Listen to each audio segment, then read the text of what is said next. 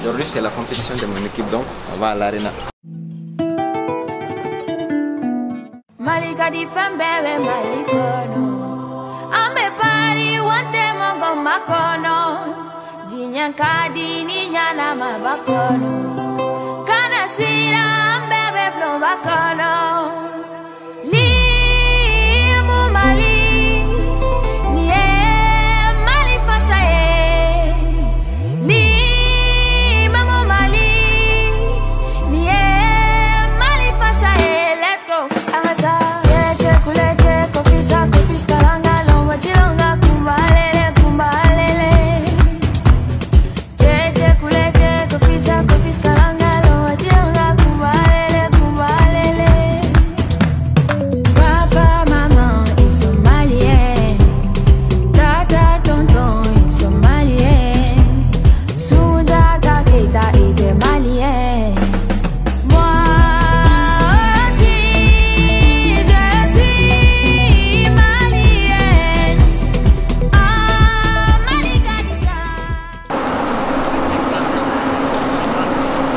De mon équipe, c'est dans quelques minutes, on va s'installer dans la salle de conférence. On vient tout juste d'arriver, nous allons commencer notre présentation dans quelques minutes.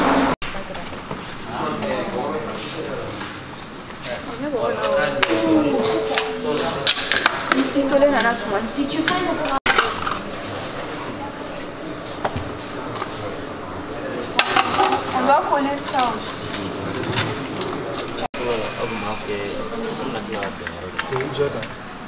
Allô. On a la fin du Fin.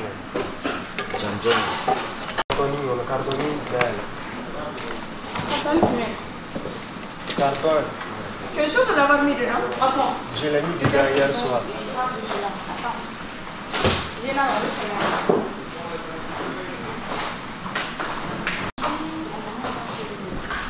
Hey, on va là. Aïe, c'est pas.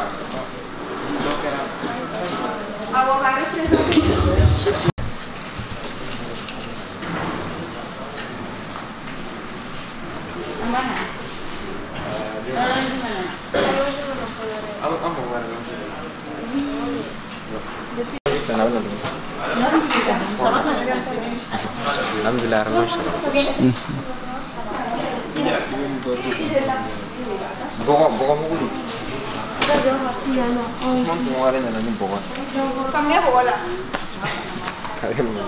Ousmane,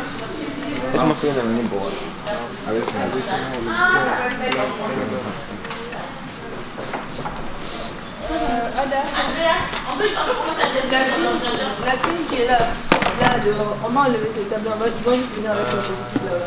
C'est déjà que je suis là. C'est ça? C'est à qui ça? Non, juste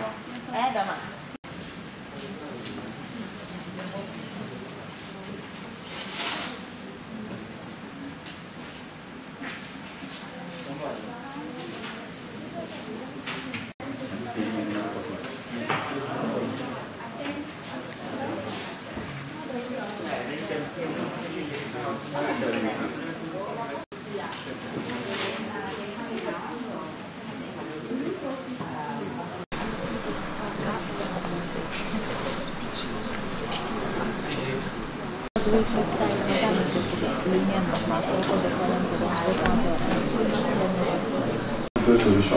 Donc vous pensez à l'agriculteur, mais également aux consommateurs.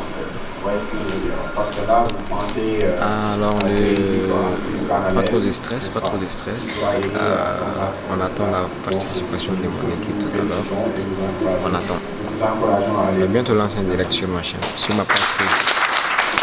Tu sais mon frère, hier soir c'était pareil aussi chez moi. Non seulement ils ont brûlé tous nos champs aux alentours, en plus ils ont pillé tous nos récoltes dans les greniers. Que devrons-nous faire? Qu'est-ce qu'on va faire?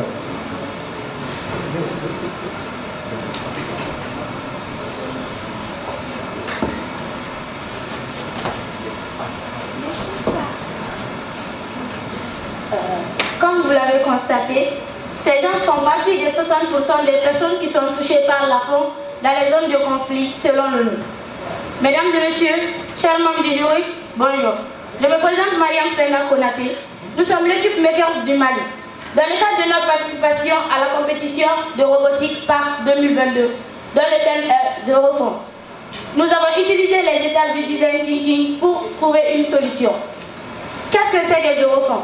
Zéro Fond désigne un accès plus facile à la nourriture de quantité et de qualité. Nous avons mené des enquêtes au sein de la société. Nous avons posé des questions à la population sur ce qu'ils pensent de l'ODD. Les réponses les plus données ont été les conflits armés, la destruction des denrées, vol, pillage, gaspillage, le manque d'adaptation au changement climatique. C'est-à-dire, quand il y a la guerre, il y a la faim. Comme suite à ces problèmes, notre équipe a désigné, a créé Balosso. Balosso, qui dans notre langue locale signifie littéralement la maison de la nourriture, n'est pas seulement une ferme ou un champ. Balosso est un centre complet dédié à la production, la transformation et la répartition de denrées aux populations dans les zones de conflit. Il s'agit d'une vraie forteresse protégée par une clôture électrique. Il y aura des postes d'intervention au front est, ouest, nord, sud. Ici, vous avez des caméras 360 degrés qui pourront surveiller à l'intérieur et à l'extérieur du champ. Le projet en lui-même comprend 4 parties principales, centrées autour d'un grenier qui est le cœur même de notre projet. Ce grenier intelligent sera composé de 2 parties. Un rez-de-chaussée où seront classées les denrées secondaires et un sous-sol, comme vous pouvez le voir ici, où seront classés les produits primaires eux-mêmes, par mesure de sécurité. Les 4 parties seront un coin sériculture, pour la culture de produits hors sol et de contre-saison. Et en plus de ça, la sériculture, grâce aux techniques hydroponiques et hors sol, permettront sur des espaces restreints de faire des productions massives. Ici, vous aurez un coin agriculture, où nous pratiquerons l'agriculture de céréales. Ces céréales seront choisies en fonction du terrain, du milieu et du climat.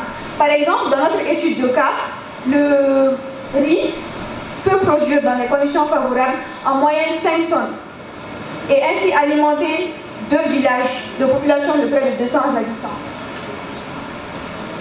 Ici, nous avons la partie élevage. L'élevage de vaches que nous allons prioriser. Pourquoi les vaches? Car en plus de la production de lait et de protéines, ce seront ces vaches notre source principale d'électricité. Vous allez sûrement me demander comment est-ce que des vaches peuvent produire de l'électricité. Laissez-moi vous dire qu'une vache par jour, grâce à ses bouses, peut produire jusqu'à 3 kW d'électricité. Ainsi, avec près de 400 vaches de bétail, nous pourrons produire plus de 400 000 kW d'électricité et alimenter, en un an bien sûr, et alimenter non seulement tout notre dispositif, mais également des villages environnants. Et qui dit sécurité, qui dit électricité, dit sécurité. Et donc, le reste, les résidus des excréments seront mélangés avec l'eau de bassin de pisciculture pour servir d'engrais organique. Merci.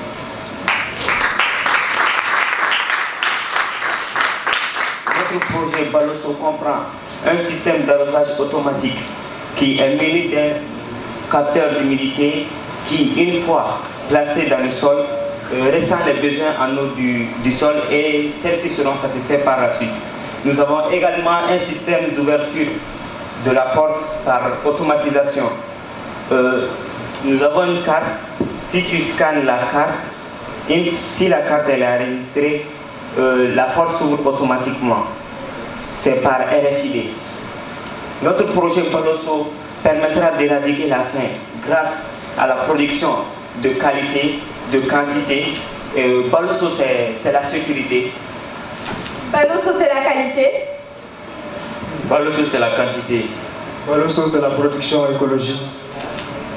Balosso, c'est l'innovation. Balosso, c'est l'autosuffisance alimentaire assurée. Balosso, d'une face sabatine.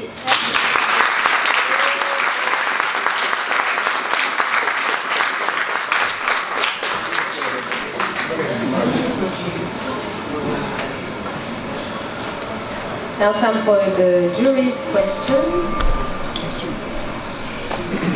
Eh bien, le soleil pourra également être une source d'électricité, par exemple. Ils ont participé en ligne. Et au Sénégal, nous avons commencé à compter plus de 40 équipes venant des différentes écoles du Sénégal.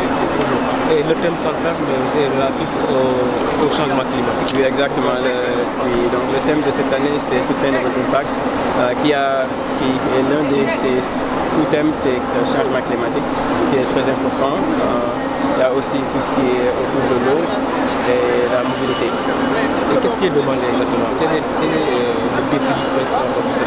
D'accord, donc il y a plusieurs ligues. Donc il y a ce qu'on appelle un Stars League, ce sont des élèves qui sont au lycée. Donc le challenge c'est adaptabilité au changement climatique. Par exemple, l'un des objectifs c'est de créer des barrières pour éviter les inondations.